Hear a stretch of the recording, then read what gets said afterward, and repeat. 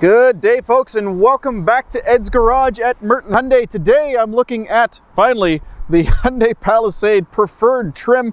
This one happens to be a 2021, but of course they haven't really changed for 2020 to 21 much, and I don't think they're changing for the 22 model. So if you're looking at a Palisade Preferred, this is probably a good video to help you out.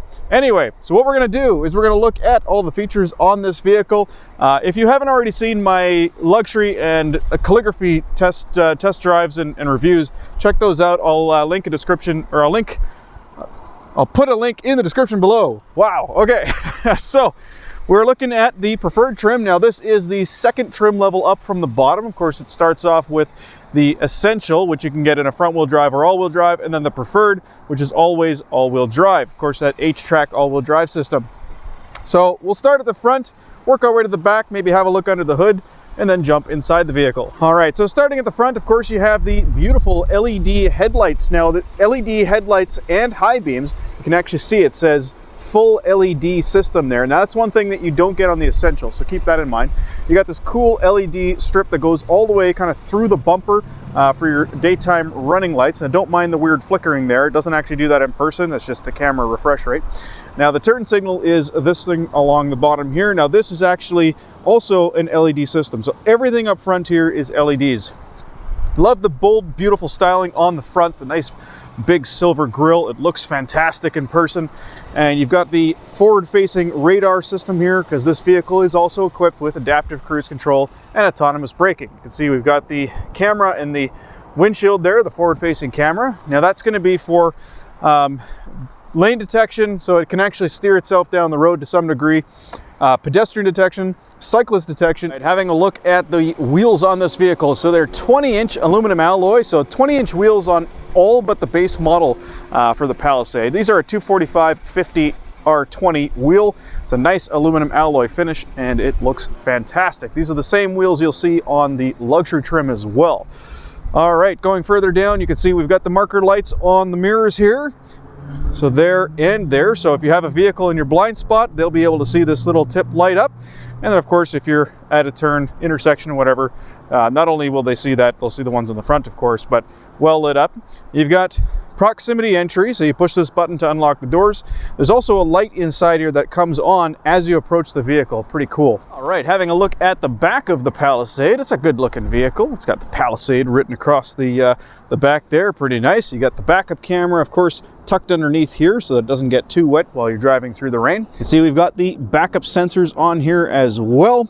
And now this one already has a trailer hitch on it, so I should point out this vehicle is capable of towing 5,000 pounds, assuming that you have trailer brakes. So now if you have trailer brakes, you also need a trailer brake controller. So you'll notice this one only has a 4-pin connection, so that's not going to be able to control trailer brakes. So keep that in mind if you're looking to tow with your Palisade. You need trailer brakes if you want to tow that full 5,000 pounds. Now, as far as the rest of the trailering system, it is pre-wired all the way to the rear bumper for that, so wiring the trailer is pretty easy. And it's also got a factory transmission cooler specifically designed to keep the transmission a little cooler for trailering. All right, so having a look in the back here, now the doors are all locked. You'll notice I just walked up and opened that because the proximity system actually senses the key in my pocket. So I didn't have to unlock the doors first in order to open up the tailgate. All right, so the tailgate does open up very, very wide. You can see as a 6'2" person, I can stand very comfortably underneath the tailgate. Really, really like that. I hate car companies that can't seem to get that right, and they make us bang our heads. All right, so now this particular one is an 8-seater vehicle. You can see we've got the third row bench here folded down completely. Now to pull those seats up, you basically just grab this little belt and you pull up just like that. Now the nice thing about it is that it actually reclines as well. So normally it kind of stops in this position, but you can pull it a little bit further to stop in that position. Now it does take 2 hands because you got to stop it. There we go. So there we are, and then you just lift this up right here. So to put it down, pretty simple. Just grab that same belt and then it flops down just like that. Now there are 3 seats in the back here, and then 3 seats in the second row, and then 2 seats in the front. So a total of 8 seats. And the third row passengers actually do get some nice sort of luxury touches. You've got 2 cup holders, 2 on either side, and you've also got a USB port on either side as well, as you can see. Back here, there's also a 12-volt power outlet. so you can use that for a powered cooler or whatever. And you have quick access to fold down the second row, so you just simply press those buttons and the second row folds down. You've also got some underfloor storage here, and you'll notice it comes with a privacy cover. Now this privacy cover normally, of course, gets put into one of these two spots here. Of course, remember that because those seats actually recline, it has a spot further back to put that privacy cover in case you do have the seats reclined. But it's got a nice storage location here for when you're not using it, and that's really kind of cool. So it's a good place to keep it out of the way. Now, as far as this total space in here, you could actually sleep in here pretty easily. It's wide enough to put like a queen size mattress in there, for instance. So lots of room in there. It's about, I think it's about 7 feet from the back of the seat backs there, so quite a bit of space. Yeah, let's go check out the back seats. So what I'm going to do is actually jump into the back through the passenger side. Now, of course, it doesn't really matter if you go through passenger side or driver's side. The functionality is the same. There's actually a button right up here, but there's also a button for toddlers down here. So if they can't reach that one, they can press that one, and they both do the same thing. Press the button, whole seat slides forward and gets out of the way. Now, I actually left that seat down because I want to show you something really cool as I get in. Let me just switch the camera around here for you so you can see basically how easy it is to get into this vehicle. It's actually pretty simple. A little easier when I have a hand free. All right, so there we go. Now, sitting in the back, first off, I've got this seat that I'm sitting in right now sort of locked into the first position, and I've got the other seat locked into the recline position, so you can see the difference. If I sit up straight, I can basically, yeah, I still got about I don't know, 2-fingered width above my head, so it's comfortable enough, but the seat's a little bit straight up. But if I slide over to this one, oh, that's much better. And now above my head, I've got about an extra finger's width above my head, so about another 1/2 inch to make it a little bit more comfortable. Especially if you're taller, you're going to want to have the seat recline a little bit. Now, the reason I left this seat down is because I want to show you, if you have kids and they're sitting in the third row, a lot of kids love doing this, not using the second row, just sitting all the way in the back, because now they can sort of use this as a platform to put their toys, you know, whatever, maybe they're having lunch back here or something like that on a long trip, or if they want to go to sleep, check this out, they can now use it as a nice little ottoman. And I tell you, this is probably the most comfortable you could be in the third row of a SUV. It's actually quite comfortable. Now, also back here, I'm going to show you a couple things. They've got this neat little spot where you can hang up the seat belt. So if you're not using the second row seat belts, you kind of just tuck it in, and then you put the buckle in here, and it keeps it out of the way. Up near the on the headliner here, you can see we've got vents back here. Now, these ones actually have a diffuse option. So instead of having the air blowing directly on you, it's capable of diffusing that air and just kind of changing the temperature of the air around you. And then right in the middle here is your ultrasonic sensor. So those ultrasonic sensors, they actually monitor the inside of the vehicle for presence. So whether it's a person back here, a child or a dog or whatever, it's going to monitor the area. And if it detects something, it'll set the alarm off as well. So if it's a hot car or whatever, it's going to protect children and pets from heat exhaustion. It's pretty cool. All right, so let's have a look at the legroom when I've got the seat back in the proper position. All right, so I've got it set up worst case possible scenario. I've got this seat back really straight up, and I've got the second row all the way back with the seat back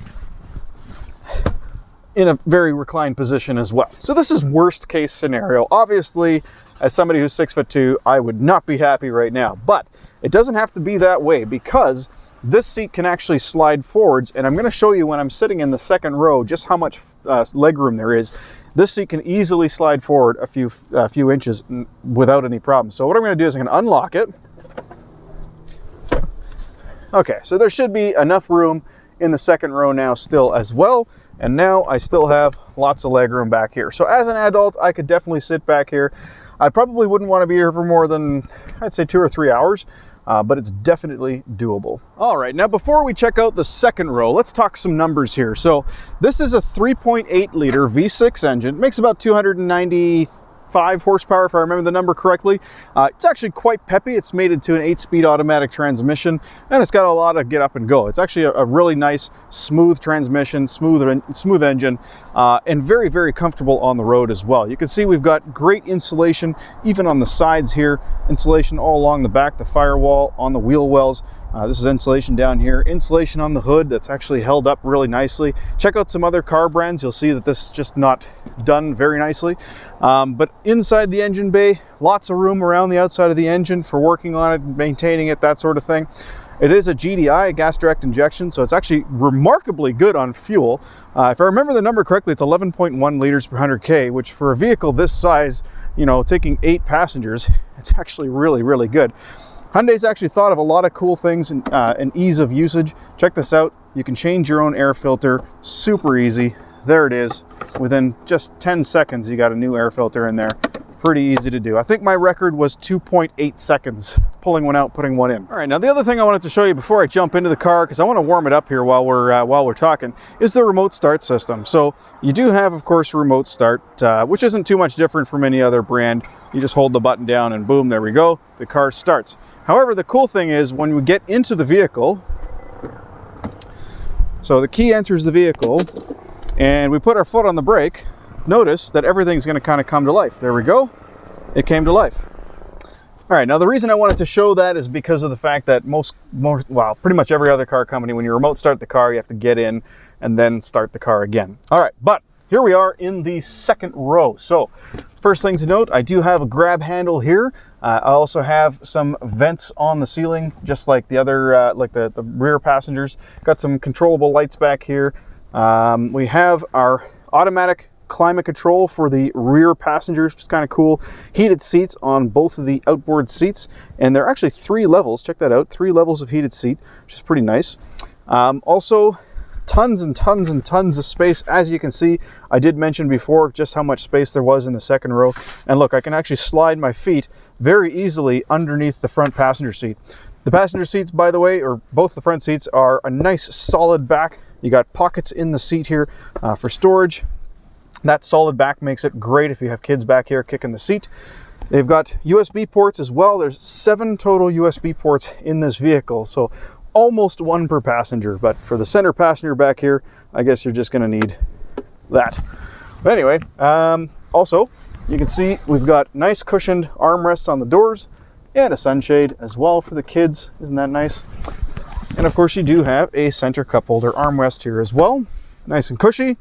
Cups go there, and you'll notice it actually stops before it hits the seat. All right, so next up we're going to check out the front seat. Now before I get in, I want to talk about the seats themselves. Both of the front seats, even though this is only the second trim level up, both front seats are power. So the driver's side here has height adjustment and tilt adjustment, as well as lower back support. So it's 1, 2, 3, 4, 5, 6, 7, 8, 9, 10-way power adjustable. The passenger seat is also power, and it also has height and tilt. It's an 8-way adjustable seat. It doesn't have the lumbar support. On the door, you've got your typical controls for your mirrors and windows, and then the button here is actually for the child lock system, not only for the windows, but also for the door locks. Now, the cool thing is this vehicle is also equipped with safe exit assist. So if you're parallel parked, if it detects a vehicle coming down the road, it'll keep the back doors locked until that vehicle is passed by. Pretty cool technology, keeping our children safe. We also have memory seats and mirrors. That also includes the dashboard lighting levels. So 2 positions there. We've also got blind spot monitoring in the mirrors. So that looks like that when the blind spot monitor comes on. And not only does it have blind spot monitoring, it's also got rear cross traffic alert. So if a vehicle is passing behind you as you're backing up, or a pedestrian, even before they're behind your car, before they're in the backup camera, it'll give you an audible signal, and the light will flash, and it'll tell you where they're coming from. So lots of safety technology in this vehicle. All right, so I've jumped inside of the 2021 Palisade Preferred. Man, this vehicle is certainly not wanting for space. You can see just how much room I have above my head. And of course, it does have the power height adjustment, as you can see here. So raised up all the way and put the back up really straight, and it's still above my head. I've got room. So there is a ton of space in here, both legroom and headroom. You can see my legs here. There's quite a bit of room.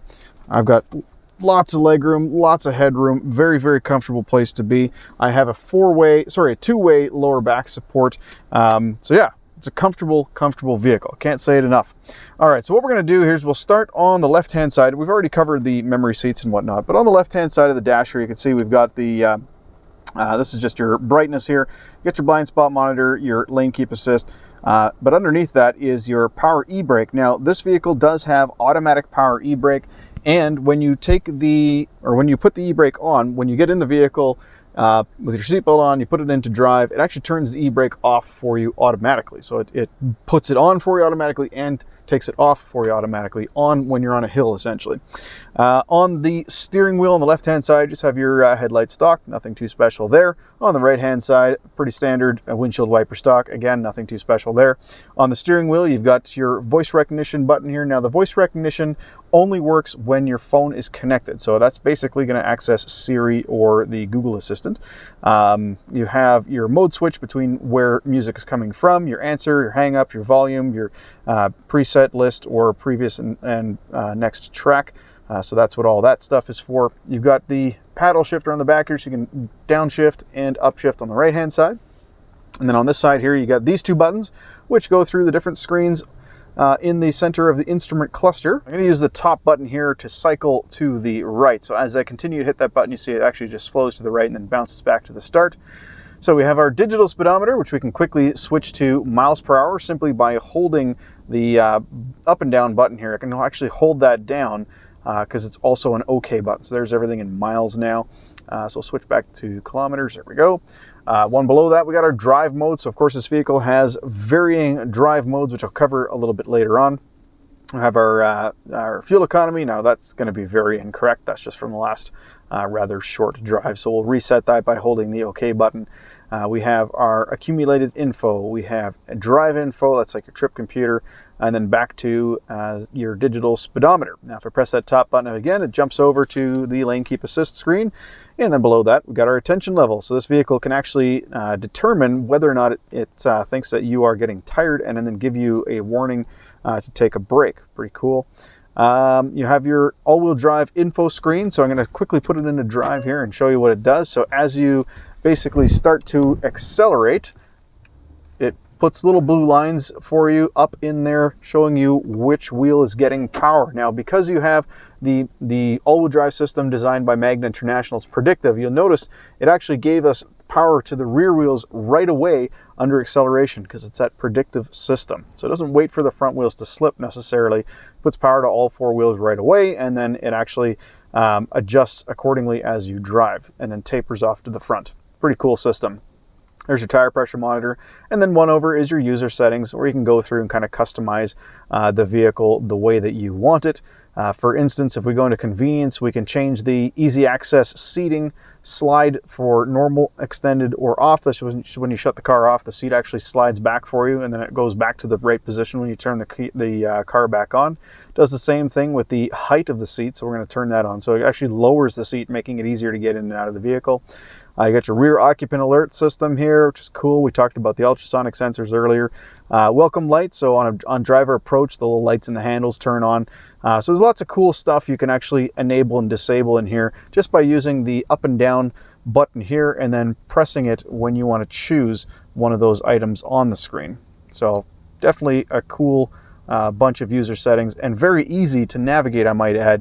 Literally just two buttons to go through that whole screen. It works really, really well.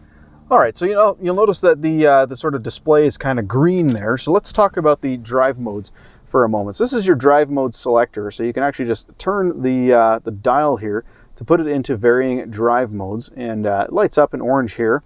And it also has terrain modes, which I'll talk about momentarily, but let's check the drive modes first. So you got comfort mode. Now, when you change the drive mode, I'm going to show you. So currently we're on the comfort mode. I'm going to get back to the digital speedometer here. So the screen just kind of looks, black with a couple of blue lines there. But if I change to eco mode, that's when we get that sort of green hue in the background. And it also, you'll notice, when you change the mode, it of course pops up which mode you're in on the screen. So you don't necessarily have to look down at the knob. It just shows you right on the screen, which is clever.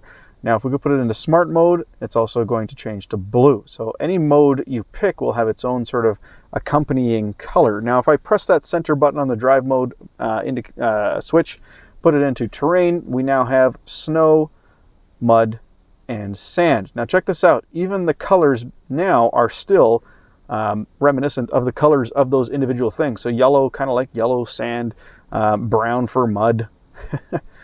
And you'll notice downhill brake control turned itself on as well. And then white, of course, for snow. So snow mode, pretty cool. Now, what do those drive modes actually do? Well, there's quite a bit. So the vehicle uses over 50 independent sensors to monitor what's happening with the wheels, what's happening with the drivetrain, what's happening with the steering wheel input, the yaw, the pitch, all that stuff. And it's looking at the best way to move you forwards down the road and keep you going straight, whether it's on dry pavement or in snow, mud, sand, that sort of thing. So when you're in the different drive modes, the terrain mode, snow, mud, and sand, it's going to lock the center differential in varying degrees. It doesn't actually have to be completely locked. Like, you're not going to have necessarily exactly 50% power to the rear and 50% to the front, because in some circumstances it actually makes more sense to have a bit more power to the front than it does to the rear. So the snow mode, for example, will split the torque front and rear, but it also increases the aggressiveness of the traction control, locking down on those slipping wheels and just making it a little bit more aggressive for the wheels that have grip. But on top of that, it also reduces the sort of instant takeoff speed, so you're not, burning through wheel spin and that sort of thing. So it's a really, really good system, and it works spectacularly well. And I wish I could show you that in snow, and maybe I will once we actually get some snowfall. All right, so looking down at the center console, first we do have some under console storage here with a couple of ports as well. So we got a little removable tray, huge box for storage, and then you got a lit up USB port. So notice it actually is backlit, which is kind of nice. You got a 12-volt port here as well. And then further up, we have sort of a storage location as well. So you can put your phone here. You can plug it into the USB port to charge it. No wireless charging in this trim level, but one trim level up, you do get that. Now, as far as the cup holders, where are the cup holders? Well, ordinarily, you have this nice big open storage space. If you need a cup holder, then you just press this button. Boom, there's a cup holder. And it's even got a little spring there to hold cups. If you need two cup holders, boom, now you've got two cup holders just like that. If you don't need cup holders, then it's just a matter of folding those back in and out of the way. If you want to hide what's in here, you just take this little guy here and you close it, just like that. If you need it open, you just push it. Simple. You got your heated seats up here, of course, 3 levels of seat heat, and your heated steering wheel, so that's where you can turn that on. So it's a full 360-degree leather-wrapped heated steering wheel, very nice. You have your transmission control, so the buttons are park, reverse, neutral, drive, and there's auto hold as well, which I'll talk about momentarily. So the reason I really, really love the push button transmission is because if you have the vehicle in drive and then you come to a stop and open the door and take your seatbelt off, it'll quickly put the vehicle back into park for you instantaneously. If you're doing a 5-point turn, it's actually really, really simple to go from reverse to drive to reverse to drive. It goes very, very quickly. When you take the vehicle, you put it in drive, it automatically turns off your e-brake. And finally, the last benefit of having no shifter is all of this under console storage. There's a ton of space under here. Let me get my camera down there so you can have a better look. But look at all this space that you have to put. You can fit a purse in there, not a person, a purse in there. You have your under console USB port, and again, it's lit up so you can see it at night. And then of course there's also a 12-volt power outlet as well. Also on here is the auto hold. So the auto hold will basically keep the vehicle in position when you take your foot off the brake. It just won't creep forwards or roll back on a hill. So that's what that's for. You got the auto start stop system. This button here will turn that off. So that's where the car will actually shut off at a stop sign or stop light momentarily until you lift off the brake. If you don't like that, you can turn it off just like that. You have your hill descent control, which came up momentarily ago when we were in snow mode or mud mode, sorry. So let's put this back into, keep it in smart. But the hill descent assist up to 40 kilometers an hour, basically it's like a backwards cruise control. When you take your foot off the brake, it'll maintain that descent speed at whatever you were at when you let go of the brake. This is where you can turn off the rear parking sensors. And then of course you have automatic 3-zone climate control, because you have the rear climate control as well, which you can change from here by pressing the rear button, and then you look at the screen and there's all your controls for the rear. Now, of course, you can set the temperature from here, or you can shut the whole system off completely as well. So, each of the front passengers have their own independent temperature control, of course. And of course, you have auto defrost on here as well. So sometimes you'll see that defrost come on by itself without any intervention from the driver or passenger. Above that, you have all of your physical buttons for the stereo. Now, it's hard to see on camera, but I can see these individual things pretty easily. At night, of course, those all light up, but I'm going to turn the lights off now so you can see a little better on camera. So you got your volume knob here, which also turns on and off the screen. So if you hold it down, it'll actually shut the screen right off. If you press it, it'll just turn off the radio. The radio button itself will take you into the radio screen. So if we press that, there we go. So there's the radio screen, which I'll get to in a moment. Media will take you to music playback from your cell phone. This one here is a customizable button. I usually just make it open up the Apple CarPlay and Android Auto. And of course, there's your hazard switch. Seek and track are obvious. And then the setup will take you into the screen where you can do things like set up what the button does there for the customizable button, for instance. Also, you can see we can do our Wi-Fi setup from here as well. This vehicle does have wireless Apple CarPlay and Android Auto. So that's the point of the Wi-Fi button right there. So we can make sure that that's used for car projection, which is pretty cool. You can also change some vehicle settings in here, like the drive terrain mode. So if I actually set this to detailed alert, then when I change the drive mode, you'll see what happens. It actually puts up here what mode we're in as well. So not only did it come up on the display here, came up over here as well. So lots of information. In climate, this is pretty cool. Actually, we have the auto dehumidify. So if it detects that the vehicle is getting a little humid inside, it will turn that on. We have auto defrost. We can lock the rear climate controls. So if you have kids playing with the rear climate controls, you can lock it out so that only you from up here can change the rear climate. Pretty cool. Now, as I mentioned, it does have wireless Apple CarPlay and wireless Android Auto, which is kind of nice. You also have quiet mode, so that'll limit the volume to the front speakers and completely disable all of the rear speakers. And then, of course, there's access to your setup from here and your radio. So that's just the all menu screen. Now, in the radio screen, by the way, all of your presets will come up on the left side, whether they're AM or FM, doesn't matter. Sorry, all of them will show up on the left-hand side. You do also have HD radio, which will pull HD radio data, but also give you a slightly better signal. And then in the menu, you can actually go through and set your station manually. You can actually enter it in, look at all the different stations that it's able to see, or you can delete your presets from here as well. To delete a preset that's currently on, you just hit the little star there, boom, it's gone. While we're looking at this, by the way, non-polarized screen, which means you can see it with polarized sunglasses, I'm going to put it into reverse just so you can see what the backup camera looks like. Now, as you put it into reverse, a couple things happen. Not only does the backup camera come up, but you can also change the backup camera angle to look straight down. So there's a manhole behind us, kind of cool. And you can see the bumper along the bottom here. There's also some settings that you can change for the screen, like brightness at day, during the night, and of course the contrast. But you also have dynamic steering lines. So as you turn the steering wheel, those lines move instantly the second you move the steering wheel, unlike the last vehicle I looked at. So check this out. There it is. It's moving already. You can very, very easily see where you're going to end up. Now, what's really nice is the actual mirrors on the side. You'll notice when I put it back into drive or park, the mirror tilts back up. So when you put the vehicle into reverse, the mirrors actually tilt down so you can see the curbs. Makes it a little easier. And you can turn that off as well. Every feature that this vehicle has is something you can enable and disable. Hyundai gives you those options. You have a auto dimming rear view mirror with your home link buttons. And of course, you can enable, disable the auto dimming rear view portion of it.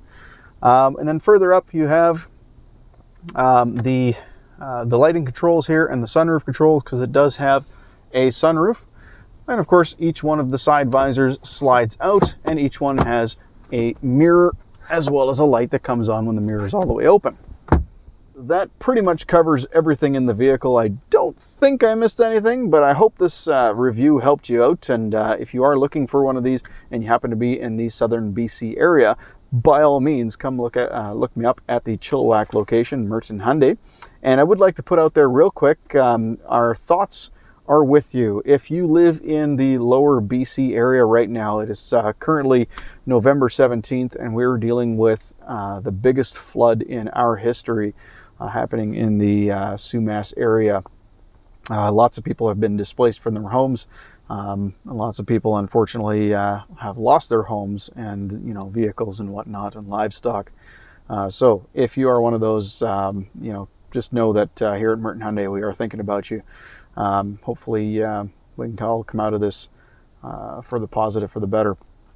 In any case, thank you so much for watching. Have a wonderful day.